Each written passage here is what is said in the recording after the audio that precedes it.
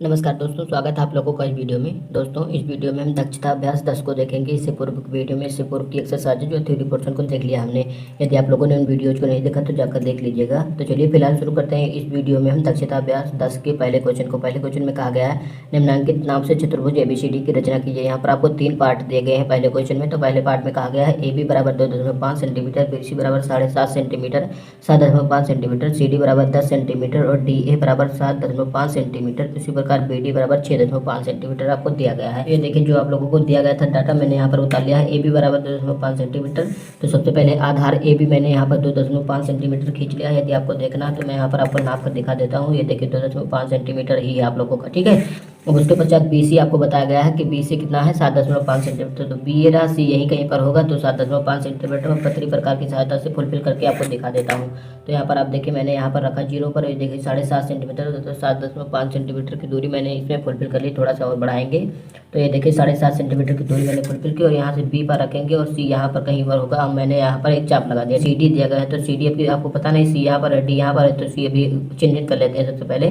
तो सबसे पहले हम DA खींच लेते हैं। तो यहाँ पर A है तो D आप लोगों का है यहाँ पर कहीं पर होगा। तो मैं सबसे पहले 7.5 सेंटीमीटर की दूरी फुलफिल करके यहाँ पर भी मार देता हूँ। तो मैंने जो फुलफिल की है 7.5 सेंटीमीटर की दूरी है। तो यहाँ पर भी मुझे मारना होगा एक चाप। तो मैंने यहाँ पर एक चाप लगा दिया, ठीक है। तो कुछ इस पास ये चाप लगा दिया। अब आपको दिया गया है BD। तो आप लोगों का ये रहा B और ये रहा D आप लोगों का। तो इस पर आप लोगों को चाप लगाना होगा, ठीक है। तो BD कितना कितना आप लोगों को दिया गया है, BD 6.5 सेंटीमीटर आपको दिया गया है। तो इसको आप लोगों को थोड़ा सा और बढ़ाना होगा। तो यहाँ पर मैंने इतना और तो बढ़ा दिया, ठीक है। अब आपको दिया कितना गया है B और D ये वाला होगा। तो 6.5 सेंटीमीटर यहाँ पर आपको दिया गया है। तो 6.5 सेंटीमीटर पट्टियों प्रकार की सहायता से मैं फुलफिल कर लेता हूँ। ये देखिए मैंने 6.5 सेंटीमीटर की दूरी इसमें फुलफिल कर ली है। देखिए मैंने B पर रखा है और इसको काट दिया यहाँ पर। तो आप लोगों को ये BD मिल जाएगा 6.5 सेंटीमीटर की दूरी पर। ये देखिए मैंने इसको मिला दिया। CD दिया गया यहाँ पर, देख सकते हैं CD 10 सेंटीमीटर दिया गया। तो D ये रहा और C यहाँ पर कहीं पर 10 सेंटीमीटर आपको मिलेगा। तो पहले मैं नाप लेता हूँ। देखिए ये रहा पटरी और ये प्रकार मैं यहाँ पर 10 सेंटीमीटर की दूरी फुलफिल करूंगा। तो ये देखिए आप देख सकते हैं 10 सेंटीमीटर की दूरी मैंने फुलफिल कर ली। और यहाँ पर D पर रखा और यहाँ पर चाप हमने लगाया। तो ये आप लोगों का CD मिल जाएगा 10 सेंटीमीटर।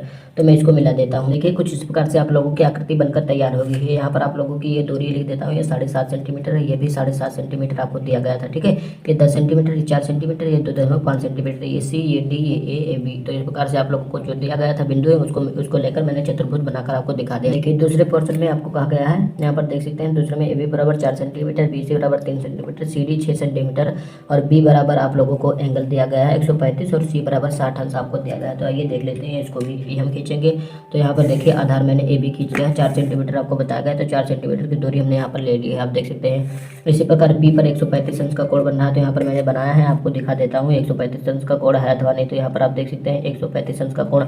यहाँ पर देखिए बीचों बीच में आपको 135 अंश का कोण दिख रहा होगा। तो हमने 135 अंश का कोण बनाया। अब BC आपको कितना दिया गया है, BC 3 सेंटीमीटर यहाँ पर आप देख सकते हैं दिया गया है। तो B ये रहा, C यहीं कहीं पर होगा। 3 सेंटीमीटर की दूरी में पटरी और प्रकार की सहायता से फुलफिल करके चाप लगा देता हूँ। तो ये देखिए 3 सेंटीमीटर की दूरी हमने फुलफिल कर ली है और यहाँ पर मैं रखता हूँ और 3 सेंटीमीटर की दूरी हमने यहाँ पर चाप लगा दिया। ये बिंदु हो जाएगा C, ये हो जाएगा 3 सेंटीमीटर की दूरी आप लोगों को। तो CD कितनी दी गई है, आप लोगों को 6 सेंटीमीटर दिया गया है। तो C यहाँ पर है, D यहाँ कहीं पर होगा। तो 6 सेंटीमीटर की दूरी पर मैं चाप लगाता हूँ। देखिए आपको क्या दिया गया है, CD बराबर 6 सेंटीमीटर दिया गया है। तो CD बराबर हम 6 सेंटीमीटर, लेकिन उससे पहले आप देखिएगा C पर 60 अंश का कोण है।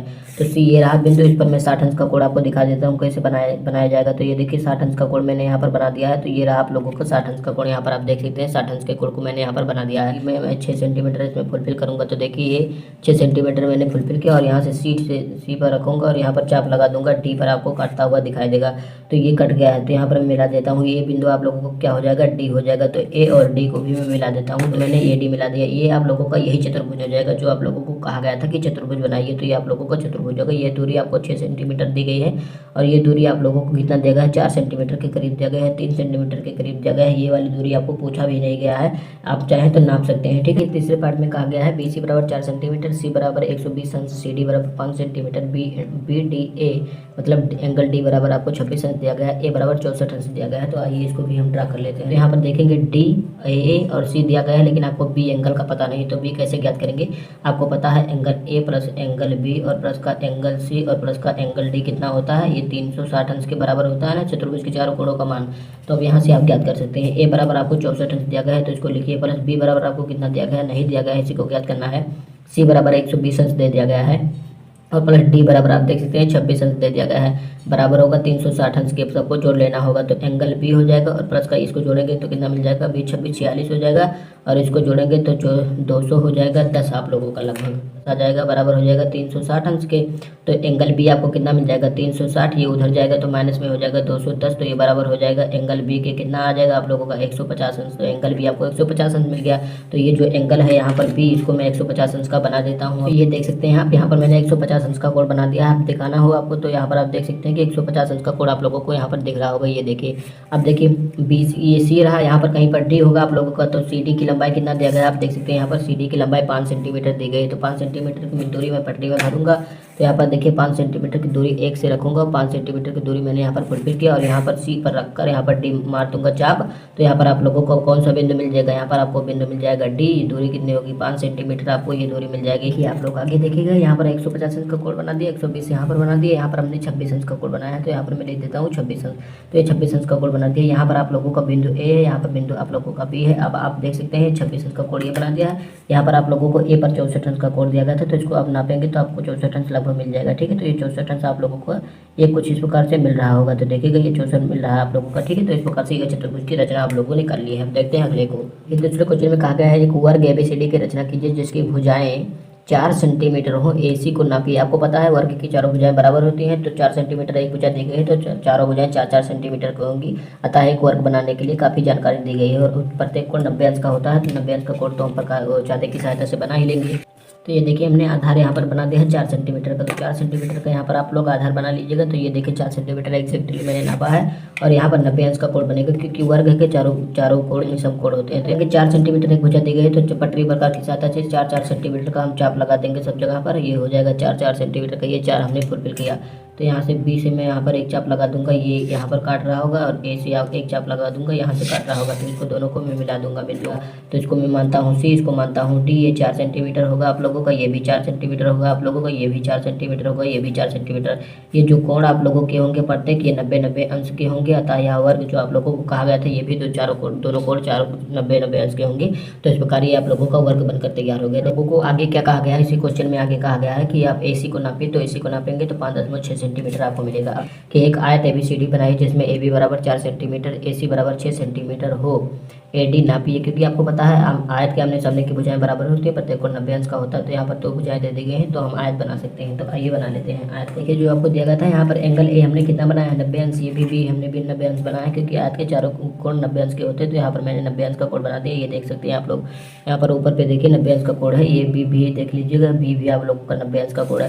लेकिन आपको ये 4 सेंटीमीटर दिया गया है और ये भी 4 सेंटीमीटर का होगा इसके सम्मुख भुजा, क्योंकि आपको पता है आयत के आमने सामने की भुजाएं बराबर होती हैं। ये वाली भुजा आपको नहीं दी गई है क्योंकि यहाँ पर आपको ए सी दिया गया है और ए सी आपको विकर्ण दिया गया है। तो ए ये रहा और सी यहाँ पर होगा क्योंकि ये विकर्ण आपको दिया गया है। 6 सेंटीमीटर दिया गया है, तो 6 सेंटीमीटर मैं फुलफिल करूँगा यहाँ पर और एक प्रकार की सहायता से यहाँ पर मैं एक चाप लगा दूंगा। तो यहाँ पर मैंने एक चाप ये लगा दिया है। तो ये आप लोगों को क्या मिल जाएगा, ये बिंदु आप लोगों को सी मिल जाएगी और इसको मैं आप लोगों को मिलाकर दिखा देता हूँ। तो यहाँ पर मैं 6 सेंटीमीटर लिख दूंगा। तो इस दूरी को आप नाप लीजिए, यही दूरी यहाँ पर चाप लगा दीजिएगा। ये देखिए मैंने ठीक से रखा, तो आप लोगों को 4.3 सेंटीमीटर लगभग आ रहा है। तो 4.3 सेंटीमीटर की दूरी जो आपने इस वाले को यहाँ पर रखकर भरा है, यही दूरी यहाँ पर फुलफिल कर लीजिएगा और ये दूरी यहाँ पर आप चाप लगा दीजिए।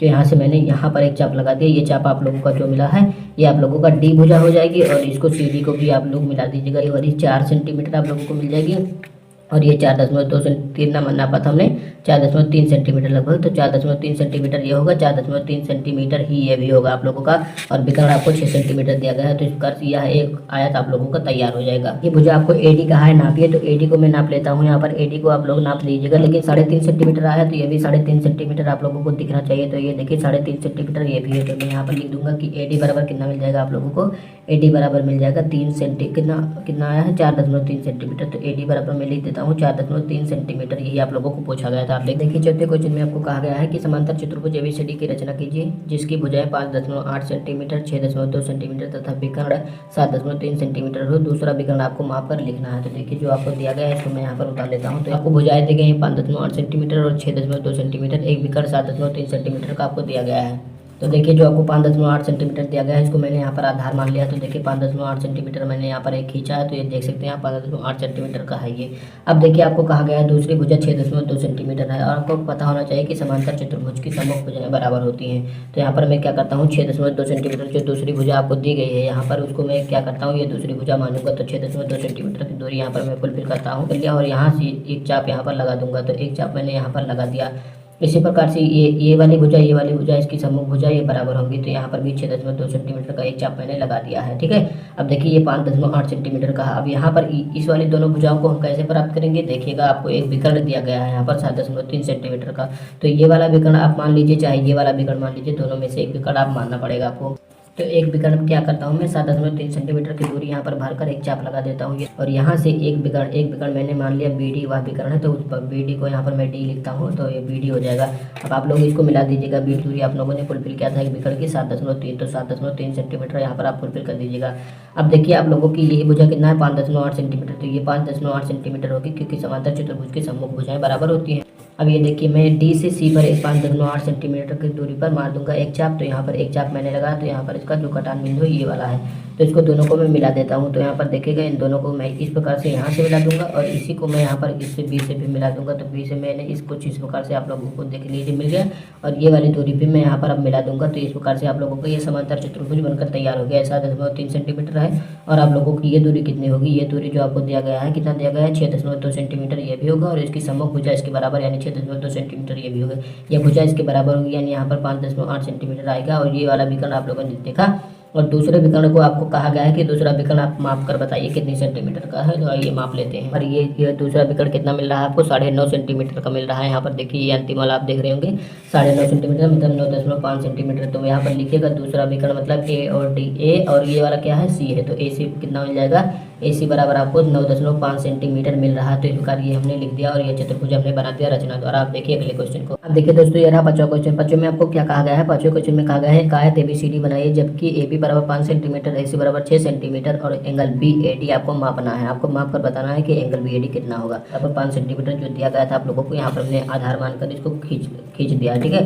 तो यहाँ पर इसको नापना चाहें आप तो यहाँ पर माप सकते हैं। मैं आपको माप कर दिखा देता हूँ। ये देखिए 5 सेंटीमीटर आप लोगों को दिख रहा होगा। अब AC बराबर आपको दिया गया है, यानी A यहाँ पर है और C यहाँ पर होगा कहीं पर, क्योंकि ये AC विकर्ण होता है। मैंने जितना भी आकृति आपको बनाकर दिखाया उसमें देखा होगा AC और BD दो विकर्ण होते हैं। तो यहाँ पर मैं 6 सेंटीमीटर माप कर इसमें दूरी भर लेता हूँ। तो यहाँ पर देख रहे होंगे 6 सेंटीमीटर की दूरी हमने यहाँ पर फुलफिल कर लिया। और A से हम क्या करेंगे, यहाँ पर C पर एक चाप लगा देंगे। A से हमने एक चाप लगा दिया। अब देखिए आयत आप लोगों को बनाने को कहा है, तो आयत के चारों कोण आपको पता है समकोण होते हैं, लेकिन आपको यहाँ पर पूछा गया है कि A आपको मापना है, तो A आप ना कीजिए, B आपको समकोण दिया, B तो आप समकोण कर ही सकते हैं, तो B को आपको समकोण बनाना होगा। तो यहाँ पर मैं क्या करता हूँ, B पर 90 अंश का कोण बना देता हूँ। तो यहाँ पर मैंने B पर रखा, और 90 अंश का कोण जहाँ पर आप लोगों को बन रहा होगा, यहाँ पर देखिए ये 90 अंश का कोण बन रहा है। अब इसको हम यहाँ पर मिला देंगे। तो यहाँ पर देखिए इसको मैंने यहाँ पर खींच दिया। अब ये 90 अंश का कोण तो आप लोगों का ये बन गया, ये 90 अंश का कोण आप लोगों को बन गया। और ये कौन सी भुजा हो जाएगी, ये C रहा, ठीक है। अब आप लोगों को यहाँ पर D ढूंढना है कि यहाँ पर हमने इसको मिला दिया है यहाँ पर C पर। तो देखिए आपको पता है कि आयत के दोनों विकर्ण समान होते हैं, ठीक है। तो ये विकर्ण हमें 6 सेंटीमीटर के चाप पर लगाया था, तो यह विकर्ण भी आपको 6 सेंटीमीटर के चाप पर लगाना होगा, क्योंकि आयत के दोनों विकर्ण बराबर होते हैं। तो यहाँ पर मैंने लगा दिया। लेकिन आप देखिएगा आप लोगों को एक लंबाई यहाँ पर दी गई है, कुछ लंबाई आपको दिया गया है। देखिए AB आपको 5 सेंटीमीटर दिया गया है, और आपको पता है कि आयत के आमने सामने की भुजाएं बराबर होती हैं। तो ये भुजा जब 5 सेंटीमीटर है, तो ये वाली भुजा जो इसकी सम्मुख भुजा है, ये वाली भी 5 सेंटीमीटर होगी। तो यहाँ पर मैं पटरी प्रकार की सहायता से 5 सेंटीमीटर की दूरी फुलफिल कर लेता हूँ। तो यहाँ पर मैंने 5 सेंटीमीटर की दूरी यहाँ पर आप देख सकते हैं हमने फुलफिल किया। अब यहाँ पर मैं क्या करूँगा, C पर इसको रखूँगा, और यहाँ पर D पर एक बिंदु प्राप्त करूँगा। तो इसको मैंने यहाँ पर काट दिया, तो ये आप लोगों को कटान बिंदु मिल गया। अब इसको मैं मिला दूंगा। तो इस प्रकार से आप देख सकते हैं आप लोगों की यह आयत भी बनकर तैयार हो गया। आप लोगों की ये 5 सेंटीमीटर, ये 5 सेंटीमीटर होगा। ये भुजा आपको दी नहीं गई, क्योंकि आमने सामने की भुजा बराबर होती है, ये दोनों भी बराबर होंगी, लेकिन ये दोनों बराबर है। ये C रहा, ये आप लोगों को बिंदु D हो जाएगा। इस प्रकार से ये विकर्ण आपका 6 सेंटीमीटर है, ये भी विकर्ण 6 सेंटीमीटर का होगा, क्योंकि दोनों विकर्ण बराबर होते हैं। आपको यहाँ पर एंगल BAD पूछा है, यानी A वाला एंगल आपको पूछा है। तो अब मैं आपको नाप को दिखा देता हूँ। तो यहाँ पर देखिए एंगल A को आप नापेंगे तो आपको 90 अंश मिलेगा, क्योंकि आयत के क्या होता है, चारों जो कोण होते हैं 90 अंश के होते हैं। तो यहाँ पर आप देख रहे होंगे ये वाली भुजा यहीं पर जा रहा है, ये पेंसिल वाली जो है ये 90 अंश का कोण आप लोगों को बनता हुआ दिखाई दे रहा होगा, तो ये 90 अंश होगा। तो यहाँ पर आप लिख सकते हैं कि BAD बराबर आप लोगों को 90 अंश मिल जाएगा, तो बी का कोण। तो यहाँ पर मैंने लिख दिया, आप देखते हैं अगले क्वेश्चन को। अगले क्वेश्चन में आपको कहा गया है कि चतुर्भुज ABCD बनाइए जिसमें AB बराबर 4.1 सेंटीमीटर, BC बराबर 4.5 सेंटीमीटर, CD बराबर आपको 3 सेंटीमीटर, AD बराबर 3.7 सेंटीमीटर तथा विकर्ण AC बराबर आपको 4.2 सेंटीमीटर दिया गया है। तो आइए इस प्रकार का एक चतुर्भुज बना लेते हैं। देखिए सबसे पहले आपको दिया गया है AB बराबर 4.1 सेंटीमीटर, तो इसको मैं क्या करता हूँ आधार मान लेता हूँ। तो यहाँ पर देखिए AB बराबर 4.1 सेंटीमीटर की दूरी पर मैंने एक लाइन खींच दी है। तो यहाँ पर आप देखिए एक 4.1 सेंटीमीटर की दूरी हमने यहाँ पर ले ली है, ठीक है। अब देखिए दूसरा आपको कहा गया है BC, तो यहाँ पर B है, यहाँ पर कहीं पर C होगा। तो BC बराबर 4.5 सेंटीमीटर दिया गया है, तो इसको मैं पट्टी प्रकार की सहायता से 4.5 सेंटीमीटर की दूरी पर एक छाप लगा देता हूँ। आप यहाँ पर देख सकते हैं 4.5 सेंटीमीटर की दूरी हमने प्रकार में फुलफिल कर ली है। और अब यहाँ से मैं B से यहाँ पर एक छाप लगा दूंगा, जो ये बिंदु होगा C होगा, और कितना है 4.5 सेंटीमीटर की दूरी पर। अब देखिए अगला बिंदु आपको ACD कितना दिया गया है, AD दिया गया है 3.7 सेंटीमीटर, ये रहा A, यहाँ पर कहीं D होगा 3.60 सेंटीमीटर की दूरी पर। तो AD में 3.7 सेंटीमीटर यहाँ पर माप लेता हूँ। ये देखिए 3.7 सेंटीमीटर मापा है हमने, यहाँ पर चाप लगा देता हूँ, एक चाप A से यहाँ पर मैं लगा देता हूँ, जो कि आपको D मिलेगा 3.7 सेंटीमीटर की दूरी पर। आपको एक विकर्ण दिया गया है AC 4.2 सेंटीमीटर की दूरी पर, तो A ये रहा, C यहाँ पर होगा, तो 4.2 सेंटीमीटर की दूरी पर रहेगा। और जो आपको एक विकर्ण दिया गया था ये वाला AC बराबर 4.2 सेंटीमीटर, तो यहाँ पर A रखा और ये वाला बिंदु आपको C है पता है 4.2 सेंटीमीटर की दूरी पर यहाँ पर आपका काट रहा है।